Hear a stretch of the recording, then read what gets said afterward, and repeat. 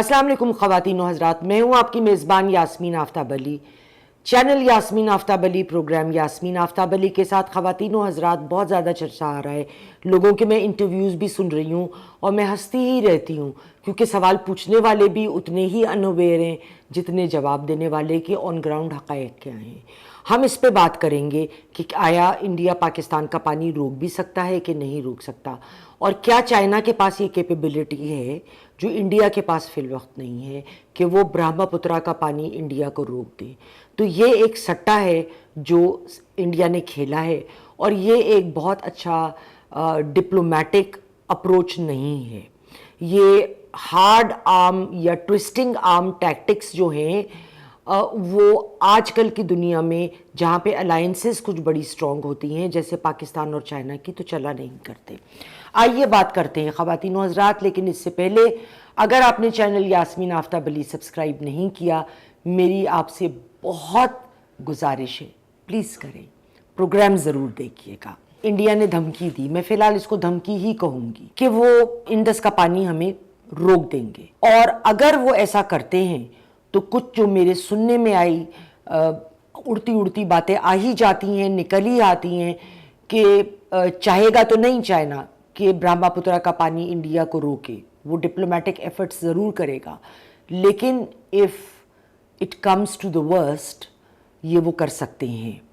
برہما پترا کا پانی جو ہے انڈیا کا 30% فریش واٹر اور 44% ہائیڈرو پوٹینشل واٹر پرووائڈ کرتا ہے۔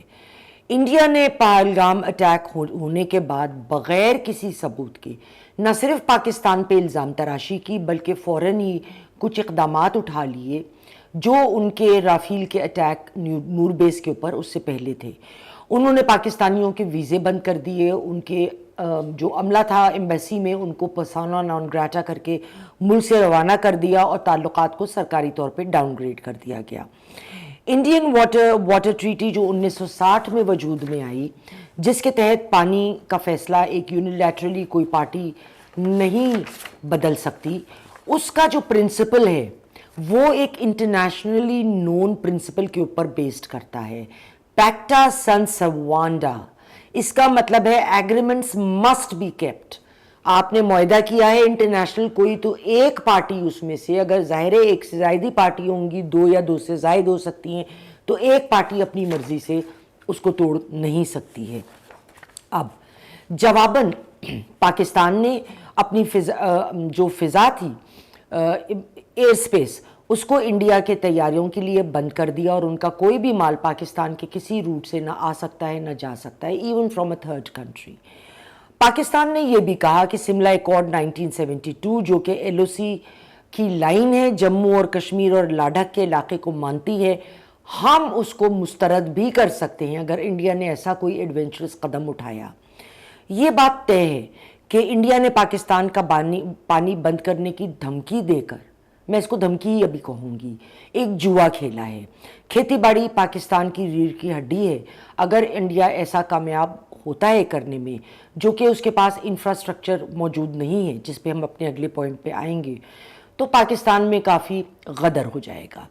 پاکستان یہ کسی طور برداشت بھی نہیں کرے گا۔ انڈس کا پانی بند کرنے کا فیصلہ تو مودی نے کیا، مگر اس کا یہ مطلب نہیں ہے کہ وہ ایسا بھی کر بھی سکتے ہیں۔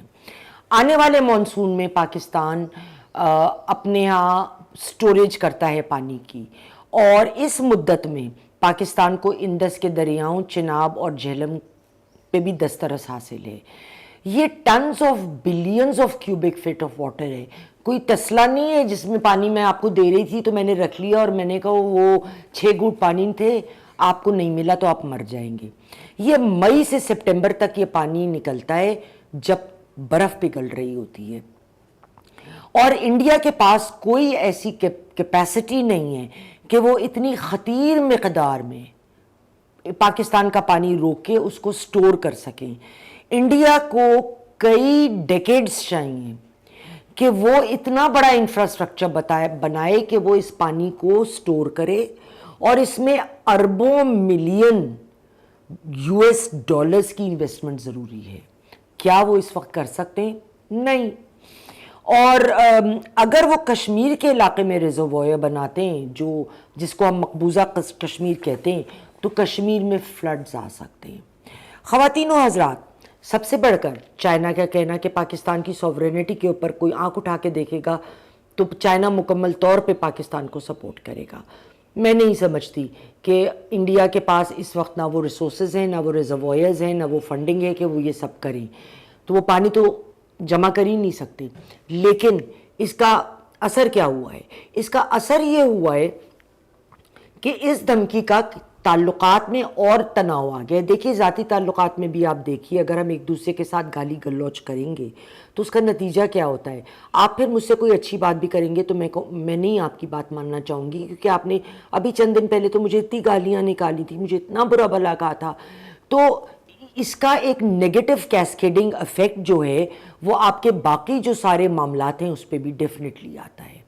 تو اب مودی سرکار جو ہے وہ اپنے آپ کو، انہوں نے ڈومیسٹک مارکیٹ جو ہے ان کو بھی تو اپیز کرنا ہے۔ میں اس کو اس طرح سے دیکھتی ہوں کہ وہ یہ کہیں کہ اچھا وہاں تو ہمارے 5 طیارے مار گرائے گئے، جو ان کے منسٹر نے بھی ایکسیپٹ کیا ہے، بی جے پی کے اس کی ویڈیوز آ گئی ہیں، لیکن دیکھو اب ہم یہ کر رہے ہیں۔ اور وہ جو بیچاری عام ان پڑھ پبلک ہوتی ہے وہ اسی سے خوش ہو جاتی ہے کہ لو جی ہم ادھر نہیں تو ادھر ہم نے چپیڑ مار دی پاکستان کو۔ پر تو پرابلم از کہ یہ چپیڑ بھی انہی کے واپس منہ پہ پڑنے والی ہے، کیونکہ یہ چپیڑ تو کہیں جا ہی نہیں رہی نا۔ دیکھیں تھوڑا سا ٹائم گزرتا ہے تو سارے حقائق سامنے آ جاتے ہیں۔ جیسے پاکستان کا جب یہ معاملہ بنا تھا کہ انڈیا نے اٹیک کیا، وہ تو مانتے ہی نہیں تھے ان کا طیارہ کوئی گرا، لیکن آہستہ آہستہ جب، جس کو کہتے ہیں نا when the dust settles، مٹی جب آندھی کے بعد بیٹھی ہے تو حقائق اور تصویر شفاف ہو گئی۔